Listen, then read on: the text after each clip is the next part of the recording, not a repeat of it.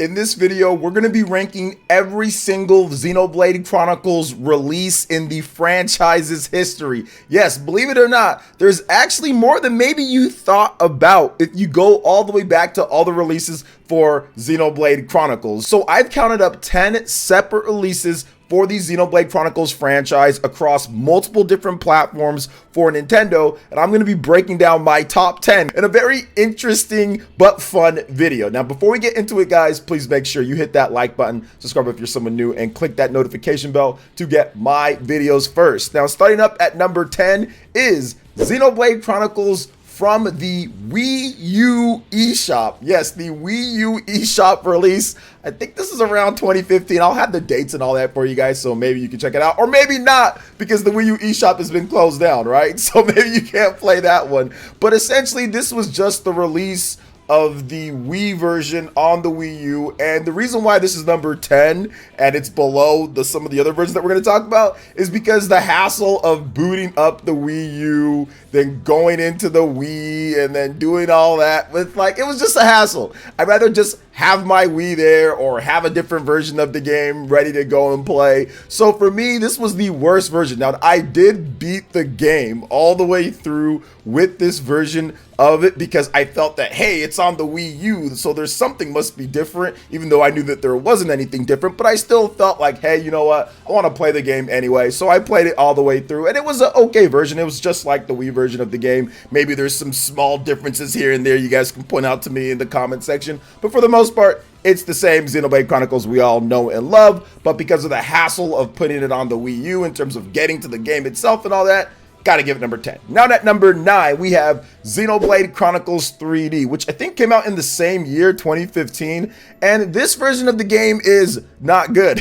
Like, it's not a great version of the game. It looks incredibly crusty on that 240p screen. Now, listen. Let's give credit where credit is due. Monster Games, I think they're the ones who were on the port on this. The fact that they were able to get this massive Wii game on the new Nintendo 3DS is just spectacular, because the new Nintendo 3DS can't quite do everything that the Wii can do. It's close. There's some modern rendering stuff, and yes, the Nintendo 3DS is more powerful than the regular Nintendo 3DS, which this game couldn't even run on the regular Nintendo 3DS. But goodness gracious, the game was already in 480p on the Wii, and now you just make things even lower. It's so pixelated at times, and it's still just not necessarily great with the way that it runs in a lot of areas of the game. Once again, impressive that they're even able to get this done, and it's pretty cool to have the 3D feature, but not really. It cooks your battery. There were some extras with the amiibo, with Shulk and all that, and like a model viewer and some music, but overall, not a great version of the game, so it's in at number 9. And the saving grace for this game is the fact that you can play it portable. That's the reason why I have it over the Xenoblade Chronicles for the Wii U eShop, is because you can play it portable. It's easier to just flip open your Nintendo 3DS and play the game. So that's the reason why it's number 9. Coming in at number 8 is Xenoblade Chronicles Future Connected, which came out back with the definitive edition in 2020. And yes, I will be separating the playable adventures, so the DLCs and the extra add-ons for the Xenoblade franchise, because this is every Xenoblade Chronicles game ranked. Future Connected is a separate game from the base Xenoblade Chronicles game, and this game is okay. Like, it looks okay, it runs okay, and it's nice to have some extra content to kind of wrap up the original Xenoblade Chronicles story and have a nice ending for Melia and Shulk and what happened there with the high NTL. Like, I get it, but it's just kind of boring at times. Now, it's cool, like when you first start playing it, they have some pretty cool mechanics with the no-pawn and some of the stuff that you can do, but it just seems a little bit bland at times. And like, the Fog Beast story is okay and plays a big part later, so I can't sit here and say that it wasn't something that was interesting, but you didn't have the full picture, so it wasn't as exciting unless you start connecting some weird theories with Xenoblade Chronicles X and Telethia and certain things. And of course, we know how things played out later, which we'll get into. But still, like, to me, it just didn't really hit like I thought that it would when I first saw it. Once again, not a bad game by any means. It's not a huge expansion or anything, and it's not meant to be. It was just a nice little add-on from a cut part of the original game. So I'm glad that they actually put it in there, but wasn't necessarily that great to me. So Xenoblade Chronicles Future Connected comes in at number 8 on the list. Number 7, Xenoblade Chronicles on the Wii. This is the original Wii game, and yes, we won. We had to fight like heck to get this game released. Nintendo of America was being ridiculous. This game originally released in 2010 in Japan, and Nintendo of America actually showed it off at an E3, I think in 2009 or something like that, Monado Beginning of the New World. So we all thought this game was going to come over, and then somewhere in that process they were like, nah, not good enough. But then they finally buckled under the pressure of Nintendo of Europe actually saying, okay, we'll localize it because of the Operation Rainfall, and of course the rest is history. And it's still a very impressive game. It's still one of the best looking RPGs on the Nintendo Wii, one of the few RPGs on the Nintendo Wii that were actually, you know, had some time and effort and everything put into it, and it's still a great playing game. But with the Wii remotes and with having to put the dongle controller in there, it's not necessarily ideal overall. Now, it's still completely playable. It's still great. I like the classic controller for it, but once again, plugging that into the Wii remote, I remember doing that. It just wasn't great, or just playing with the Wii remote and the nunchuck. That was okay, but still something that left me a little bit wanting more, or at least just a regular standard controller. I'm guessing there might have been a way to do it on the Wii, but that's the way that I played it. But either way, things chugged a little bit. 480p, it is what it is with the Wii console. But yeah, Xenoblade Chronicles on the Wii, still incredible game. But in terms of the overall Xenoblade games, it's number 7 on my list.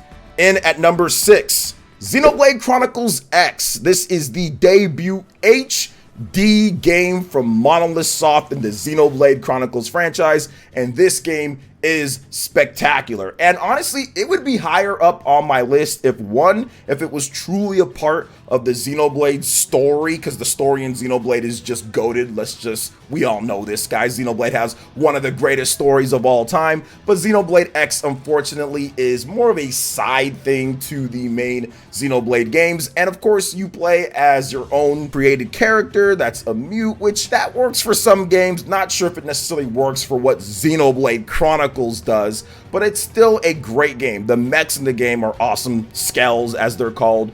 The customization, the way that Blade works, the online multiplayer, there are so many innovations in this game for the Xenoblade Chronicles franchise. It's one of those titles that everybody wants to see come back on the Nintendo Switch or the Nintendo Switch 2. We all want to see Xenoblade Chronicles X get some type of enhanced version, and where they really flesh out that ending. It would be great if they did like a future connected type of thing and included an extra side part that you can play that really wraps things up for that saga, because I think that they're going to go in a different direction going forward. So Xenoblade Chronicles X is amazing. The gameplay is fun. I like the skill trees, the branches, the characters you can recruit. It's a great game. The story's just a little weak at times, although well written for the most part, and it's got some pretty cool twists and turns. Just cliffhanger ending. It needs to be wrapped up. And of course, the single player, when it comes to some of the story elements, nowhere near as strong as what we're used to with the trilogy Claw Saga of Xenoblade Chronicles games. Now, in at number 5 is Xenoblade Chronicles 2. The base of Xenoblade Chronicles 2, still incredible.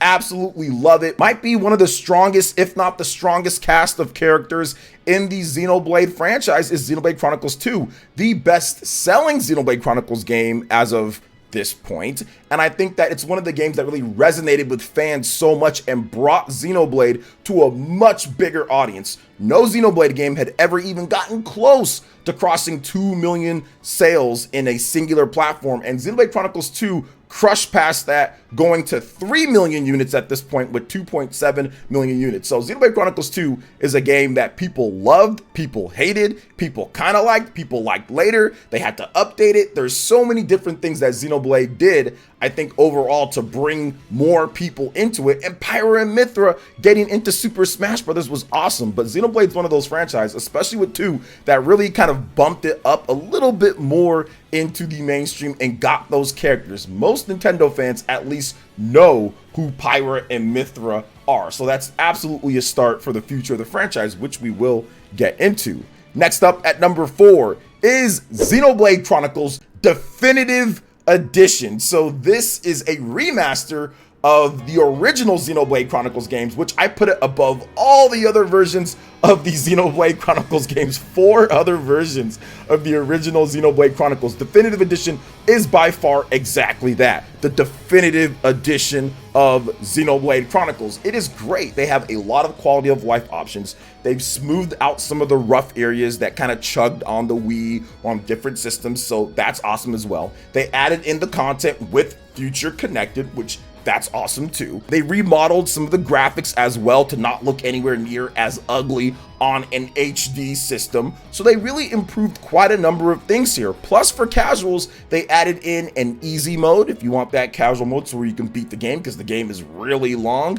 And they just really spruced up everything. Everything sounds better, everything looks better, everything is better in the definitive edition, and the quality of life features in this game are fantastic. I really love what they've done with the menus and organization and other things that was just a hassle in the original Xenoblade Chronicles, especially with tracking quests, which was one of the most annoying things. So really happy with Xenoblade Chronicles Definitive Edition, and it's sold incredibly well. Over 1.8 million units plus when it comes to a full price remaster. Had a great collector's edition as well that I loved. So Xenoblade Chronicles Definitive Edition on the Nintendo Switch is in at number 4 on my list. Number 3, Xenoblade Chronicles 2, Torna the Golden Country. This is the DLC expansion that takes place 500 years before the events of Xenoblade Chronicles 2, where you have the origin story of Pyra and Mithra. Plus you have Adam, you have Amalthus, you have all of these characters that you know and love in Xenoblade Chronicles 2, but you find out what happened at the beginning. Some of the biggest revelations in the combat, the style, how things worked, core crystals is revealed in this game. But above any of that, what they've done with the combat in this game is really cool. And still to this day, you can boot up Xenoblade Chronicles 2 Torna of the Golden Country and have a great time. You can put it side by side with the other games in the franchise, and the Vanguard system switching in and out, how they've done the quest structure. They really made a lot of the annoying things that were in Xenoblade Chronicles 2 and streamlined it and made it so much better to where you don't have to worry about all the blades, to where you don't have to worry about all this different type of stuff here, and it runs a bit better too in most of the places, in addition to having some of the coolest characters. I love Laura, I love Jin, being able to use what people were seeing as villains, but in this one actually use the characters, and certain people like Minoth and the other characters that got their stories fleshed out from Xenoblade Chronicles 2 is just great. It's fantastic. And Malos is still one of the most menacing, the best villain in the Xenoblade series. The voice acting, how he is, just how nuts this guy is and everything, and the fights against him are just epic. The showdown in Xenoblade Chronicles 2 Torna of the Golden Country between Mithra and Malos and your characters and Adam and how awesome he is, it's just super cool. And once again, the gameplay shines. Even some of the stuff that they added to this game that was added to other games, like the campfire and things like that. To me, Xenoblade Chronicles 2 Torna of the Golden Country is still an incredible experience.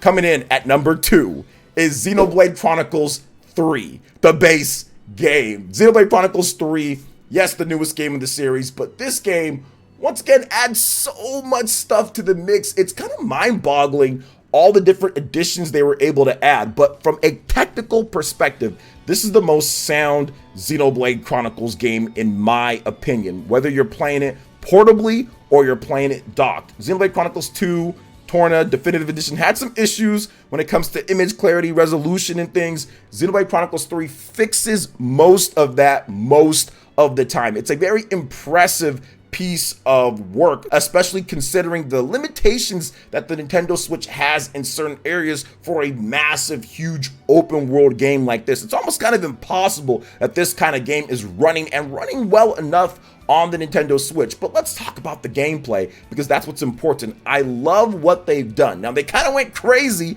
with the different heroes and being able to change and all of that, and sometimes it gets a little bit tedious, but once you find certain skills and heroes that you like for your characters to be in, the amount of options and combat availability is just endless in this game, and this by far easily, not even close, has the best side quests. The side quests in this game are like main quests. If you're not doing all the side quests in this game, you're missing out on the real story. So it almost gives you that choice of role playing. Hey, you do this, you'll find out this crazy thing that happens. So when the gameplay comes together, the music is just incredible. Everything holds up when it comes to the tech wise, and also the combat, and everything just comes together in just a perfect package with this game. And there's content and content, plus the revelations that you learn and how everything worked out. The story is phenomenal. I do love the story. I think they went in some really interesting ways in this game. So the total overall package to me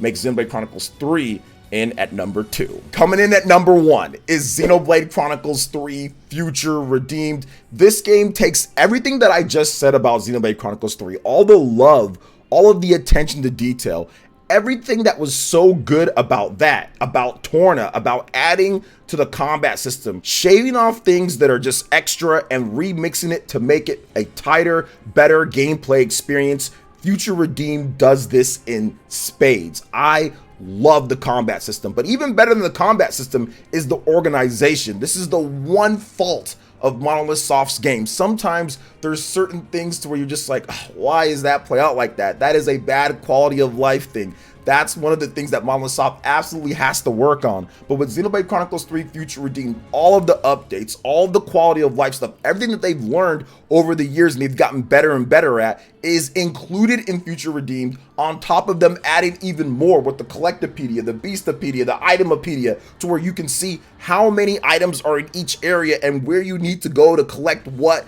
Everything's marked on the map. It's so much easier to navigate. I was getting smixed and confused where to go at times to collect certain things in Xenoblade Chronicles 3, the base game, but I never really had that issue with Xenoblade Chronicles 3 Future Redeemed, and that creates a smooth gameplay experience on top of just the revelations and what happens. Listen, guys, it's hard to beat out an experience that lets you play as Chad, Rex, an incredibly competent Shulk, in addition to other characters that are there as well. They're just so cool to the overall story. And speaking of that story, I'm not going to spoil it here, guys, but if you haven't played Xenoblade Chronicles 3 and Future Redeemed and the other games, this is your calling card. This is your time.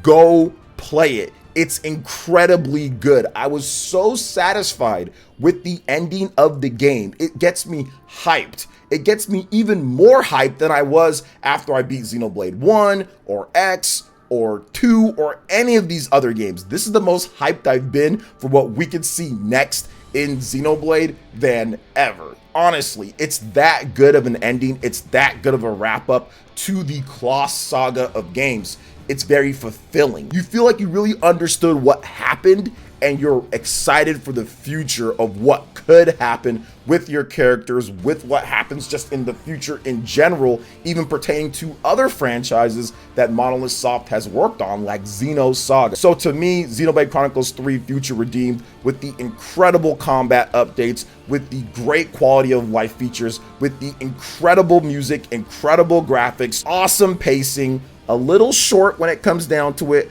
but there's still extra content to do even after you beat the game. So that's awesome as well. That's the reason why Xenoblade Chronicles 3 Future Redeemed comes in at number 1 on my list. Now, to swing it over to you guys, what are your favorite Xenoblade Chronicles games ranked? Every release, let me know in the comment section. Make sure you hit that like button, subscribe if you're someone new, click that notification bell, and check out our other Xenoblade Chronicles videos right here on screen, in addition to my top 25 Nintendo Switch games of all time. Thank you so much for watching, and we'll catch you for the next one. Peace.